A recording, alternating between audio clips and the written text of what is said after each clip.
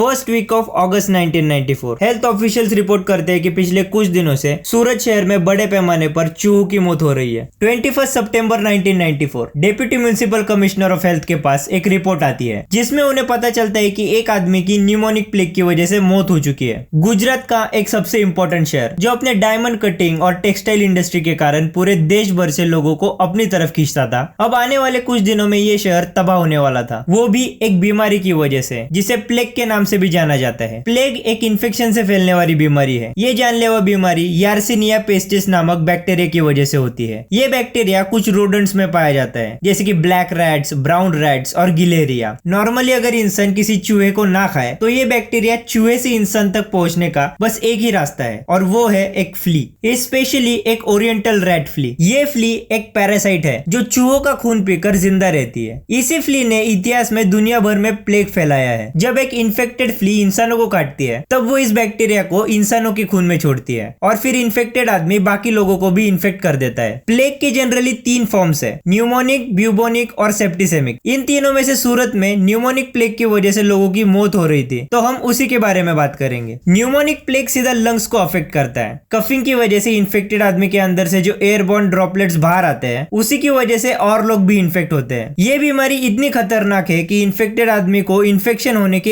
1-2 दिन के अंदर अगर सही ट्रीटमेंट नहीं मिली तो मौत लगभग तय है। और इसी वजह से कोरोना की तरह पास्ट में प्लेग की वजह से बहुत सारे पैंडेमिक्स को दुनिया को झेलना पड़ा था। हालांकि आज के दिनों में प्लेग एक काफी रेयर बीमारी हो चुकी है, पर उस टाइम ऐसा नहीं था। और सूरत के केस में ये पैंडेमिक नहीं था, ये एक एपिडेमिक था। पैंडेमिक मतलब एक ही टाइम पे पूरी दुनिया में एक ही बीमारी फैली हो, और एपिडेमिक यानी कि किसी स्पेसिफिक पॉपुलेशन में ही कोई स्पेसिफिक बीमारी फैली हुई हो। 1994 का ये एपिडेमिक 26 अगस्त 1994 से 18 अक्टूबर 1994 तक चला, जिसमें प्लेग के 693 केसेस सामने आए और जिसमें से 56 लोगों की डेथ हुई। इस एपिडेमिक में महाराष्ट्र, गुजरात, कर्नाटक, उत्तर प्रदेश, मध्य प्रदेश और दिल्ली से प्लेग के केसेस सामने आए। 1995 में जब गवर्नमेंट ऑफ इंडिया ने इस प्लेग के आउटबर्स्ट को इन्वेस्टिगेट करने के लिए एक कमिटी बिठाई, तब 2 मेन रीजन सामने आए। एक 1993 का लातूर अर्थक्वेक, जिसमें प्लेग वाइल्ड रैट्स के थ्रू डोमेस्टिक रैट्स में आया और फिर इंसानों तक पहुंच गया। और दूसरा रीजन था सूरत फ्लड्स। सितंबर 1994 तक बस 1/3 शहर में ही ड्रेनेज सिस्टम थी। पीने का पानी पाइप के द्वारा आता था और बस 1/3 शहर में ही कचरा साफ होता था। प्लेग फैलने से पहले जोरदार बारिश के कारण पूरे शहर में बाढ़ आ जाती है, जिसमें कूड़ा कचरा तैरता है और मरे हुए चूहों की लाइन लग जाती है। और तो और इससे लड़ने के लिए कोई खास प्रिवेंटिव मेजर्स भी म्युनिसिपल कॉर्पोरेशन के द्वारा नहीं लिए जाते, जिसके चलते सूरत किसी भी महामारी को फैलने के लिए एक आसान शहर बन जाता है। और ऐसा नहीं है कि यह बस पहली दफा होने वाला था। इसी नाकामयाब म्युनिसिपल कॉर्पोरेशन की वजह से इससे पहले भी सूरत ने डेंगू, मलेरिया, कोलेरा जैसी अलग अलग बीमारियों के एपिडेमिक का सामना किया था। हालांकि मरने वालों की संख्या कम थी,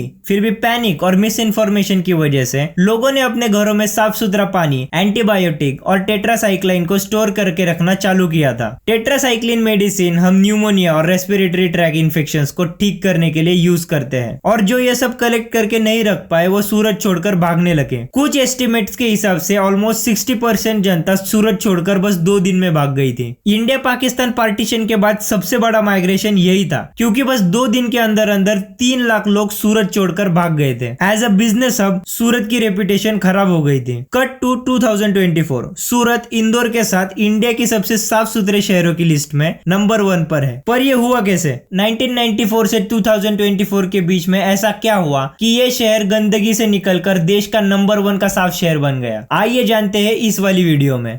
सूरत शहर की सूरत बदलने की, वहां पर रहने वाले लोगों का माइंडसेट बदलने की नींव एक आईएएस ऑफिसर ने रखी। जी हाँ, ना ही कोई पॉलिटिशियन, ना ही कोई बिजनेसमैन। एक आईएएस ऑफिसर ने अपनी ड्यूटी पूरी ईमानदारी से निभाई, तभी सूरत आज का सूरत बन पाया। जहां आज के आईएएस ऑफिसर सोशल मीडिया पर सेलिब्रिटीज बनकर घूमते हैं और अंदर ही अंदर करप्शन करते हैं, वही सूर्यदेवरा रामचंद्र राव की ईमानदारी भरे अपने काम की वजह से अर्बन गवर्नेंस की एक लेगेसी तैयार हुई। सूर्यदेवरा रामचंद्र राव 1978 बैच के IAS ऑफिसर, जिन्हें पॉपुलरली राव साहेब नाम से भी जाना जाता है। उनकी पोस्टिंग सूरत के म्युनिसिपल कमिश्नर के तौर पर 1995 को हुई। 3 मई 1995 को जब उनको सूरत ऑफिस हैंड ओवर किया गया, तब उनके पास बस एक ही ऑप्शन था, और वो था सूरत शहर की साफ सफाई युद्ध स्तर पर करना। उनका सबसे पहला टास्क ये इंश्योर करना था कि शहर में जो छोटे बड़े एपिडेमिक्स आते हैं और जो बीमारियां बार बार फैलती है, उन्हें रोकना। ये करने के लिए उन्होंने सबसे पहले लोगों के मन में सूरत म्युनिसिपल कॉर्पोरेशन के प्रति भरोसा पैदा किया। ये भरोसा पैदा करने के लिए उन्होंने एक ऑपरेशन की शुरुआत की, जिसे उन्होंने AC2DC नाम दिया, जिसका मतलब ये था कि उनके ऑफिसर्स के म्युनिसिपल ऑफिसर्स को एयर कंडीशंस ऑफिसर्स से बाहर निकालना और उन्हें उनके डेली कोर्स को पूरा करने भेजना। डेली कोर्स मतलब वो काम जो इन ऑफिसर्स की ड्यूटी थी, पर वो उन्हें करना बिल्कुल भी पसंद नहीं था। हर रोज सुबह 7 बजे उठकर ये सारे ऑफिसर्स 6 के 6 जोन्स में जाते थे और रास्ते पर उतरकर साफ सफाई कर्मचारियों द्वारा किए जाने वाले सारे कामों को सुपरवाइज करते थे। इसी चीज की वजह से उनको और उनकी टीम को ग्राउंड रियलिटी के बारे में समझ आया, जो थी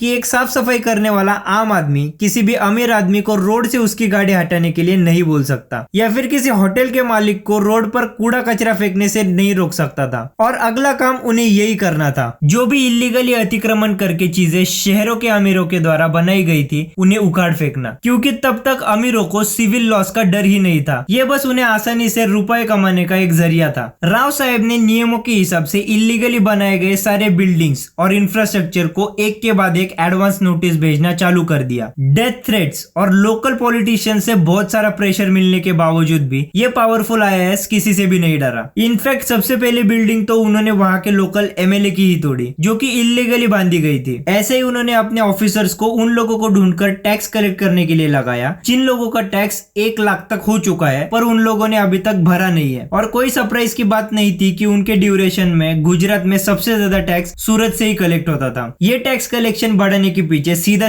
सिटी के इंफ्रास्ट्रक्चर को डेवलप करना ये रीजन था। अमीरों को सबसे पहले टारगेट करके उन्हें ये पता था कि अब छोटे मोटे दुकानदार और मंदिर मस्जिद नियमों का पालन करेंगे, क्योंकि अमीर कर रहे हैं। और हुआ भी यही। उन्होंने तुरंत ही इलीगल एनक्रोचमेंट्स को डिसमेंटल कर दिया और अथॉरिटीज को रोड को चौड़ा करने में आसानी हुई। राव साहब ने आम लोगों की तरह ही कॉन्ट्रैक्टर्स और बिल्डर्स को भी कुछ रूल्स बना कर दिए थे कि अगर कोई कंस्ट्रक्शन प्रोजेक्ट बनाने में 6 महीने से ज्यादा का वक्त लग रहा है, तो उन्हें म्युनिसिपल कॉर्पोरेशन को लिखित रूप में एक्सप्लेनेशन देना होगा। राव साहब की स्ट्रिक्टनेस की वजह से बिल्डर्स और कॉन्ट्रैक्टर्स को रिटर्न एक्सप्लेनेशन देने से ज्यादा आसान 6 महीने में किसी काम को पूरा करना लगा। काम खत्म करने में समय कम लगने लगा और इसी वजह से करप्शन करने का स्कोप भी कम हो गया। जो चीजें बनने में सालों का वक्त और लाखों का पैसा लग जाता था, वो अब कम से कम वक्त और सस्ते दामों में होने लगा। साथ ही साथ म्युनिसिपल कॉर्पोरेशन ने खुले ड्रेनेज को कवर करना, पे एंड यूज टॉयलेट्स बनाना, ऐसी चीजें चालू कर दी और कचरा करने पर भारी फाइन्स लगाना चालू कर दिया। और राव साहब ने बस रूल्स बनाकर चीजों को छोड़ नहीं दिया, उन्होंने ये भी इंश्योर किया कि ये फाइन सब लोग सीरियसली ले। इसके लिए राव साहब डेली मीटिंग्स करके प्रोग्रेस के बारे में डिस्कस करते थे और अलग अलग नए प्लान्स भी बनाते थे। और अब तक लोगों को ये समझ आ गया था कि ये आदमी किसी का सगा नहीं है। जो ऑफिसर्स दिया गया काम ढंग से नहीं कर पाते थे, उन्हें रेजिग्नेशन देना पड़ता था। जो दिया गया काम करने में आलस करते थे, उनके खिलाफ एक्शंस ली जाती थी। ऐसा करते करते राव साहब ने 1200 एम्प्लॉइज पर कार्रवाई की, चाहे वो ऑफिसर हो या फिर सफाई कामगार। लोगों को उनका कचरा शहर में किसी फिक्स्ड कलेक्शन स्पॉट पर रखने की गुजारिश की गई और एनकरेज किया कि किसी भी तरीके की ऑफिशियल गलती को जल्द से जल्द रिपोर्ट करे। और अगर कोई सुपरवाइजर उस कंप्लेंट को 24 घंटे के अंदर सुनकर कुछ एक्शन नहीं लेता है, तो उस पर भी कार्रवाई होती थी। लगभग 35,000 लोगों को भी साफ सफाई को लेकर वार्निंग भेजी गई थी। और इस सब से हुआ ये कि 1996 आते आते गटारें साफ दिखने लगी, रोड चौड़े हो गए और हर जगह सख्ती से कूड़ेदान दिखने लगे। जहां नेचर ने कुछ सालों पहले सूरत को काले धुएं में ढकेल दिया था, वही सूरत आज साफ और कचरा मुक्त दिख रहा था। और ये सब अचीव हो पाया बस राव साहब के द्वारा बनाई गई एक सिस्टम की वजह से। राव साहब का tenure as a municipal commissioner 8 दिसंबर 1997 को खत्म हो जाता है। जाने से पहले उन्होंने सॉलिड वेस्ट मैनेजमेंट के ऊपर कुछ स्ट्रेटेजीज बनाना चालू कर दिया था, जो आगे चलकर 2004 में अच्छे से इंप्लीमेंट किया जाता है। जो लेगेसी उन्होंने पीछे छोड़ी वो वाकई लाजवाब थी और कहीं ना कहीं इसी की वजह से ही स्वच्छ सर्वेक्षण 2023 के अनुसार सूरत इंदौर के साथ भारत का सबसे साफ सुथरा शहर बन चुका है। पद्मश्री SR राव ने ये जो सिस्टम बनाकर अपने आने वाले कमिश्नर्स का काम आसान किया था, उसी की वजह से आज सूरत इतना खूबसूरत बन पाया। सूरत और गुजरात के कई सारे शहरों में दारू पीना 1960 से बैन है और सरकार ने बस गिफ्ट सिटी में दारू पीना अलाउ अलाउ किया है। पर गुजरात सरकार ने गुजरात में दारू को क्यों अनबैन करना चाहिए, इसके ऊपर मैंने एक डिटेल वीडियो बनाई है जिसे आप जाकर देख सकते हो। जल्दी से जल्दी इस वाली वीडियो पर क्लिक करें, मैं आपको उसी वाली वीडियो में मिलूंगा।